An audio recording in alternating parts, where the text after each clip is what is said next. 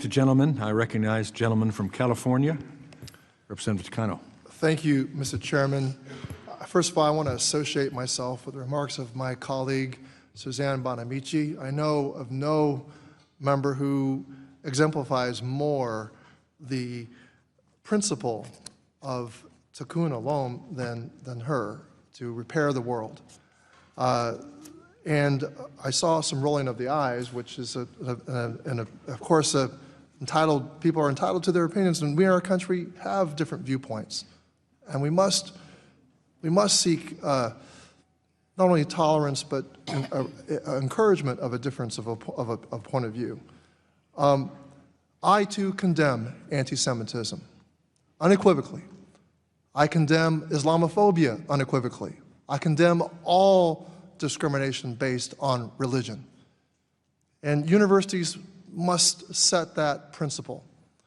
But, you know, we have a system, we have in place legal mechanisms to hold the universities accountable who receive federal money, to hold them accountable for discrimination that occurs on the basis of religion. Mr. Cole, if a student or faculty member feels that their Title VI civil rights, you know, their ability to not be discriminated based on their religion, that those Title VI rights have been violated, what federal agency is tasked with the investigation of their claim and enforcement of the civil rights law?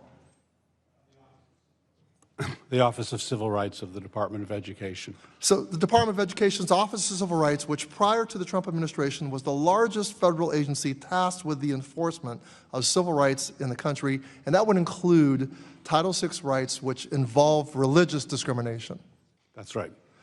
How many OCR field offices have been closed under the Trump administration?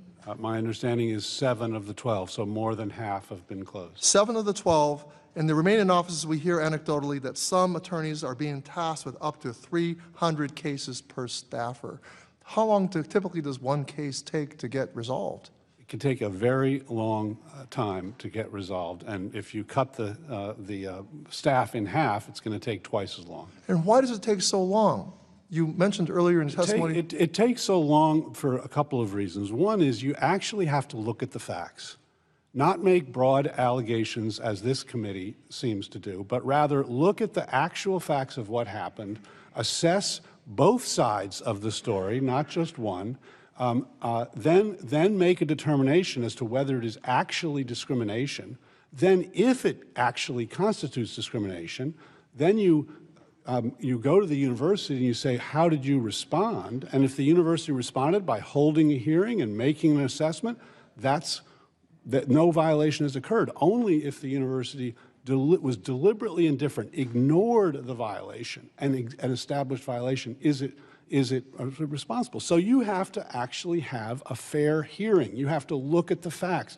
You have to hear both sides, not simply come into a committee room and make broad allegations without any assessment of what the actual facts are. Thank you, Mr. Cole. I note here that we have universities that are near San Francisco, Chicago, and Philadelphia. All 3 of those offices of OCR, Office of Civil Rights for the Department of Education, those field offices have been closed. So what would happen to a student who had a claim of religious discrimination in any one of these 3 universities? What is their recourse now? I don't think they have much recourse. So the concern over this committee about anti-Semitism, in reality, it seems to be very hollow and empty, because they're not concerned about how you actually investigate and adjudicate a claim of religious discrimination. Am I correct? Right. They should be calling Secretary of Education McMahon before the committee and asking her why she has decimated the very office that is supposed to be enforcing anti-discrimination law. Mr. Cole, do you view universities as kind of places of independence that government should not be imposing its politics on a university? I mean, I heard implied here that maybe there should be some influence over who gets hired as faculty.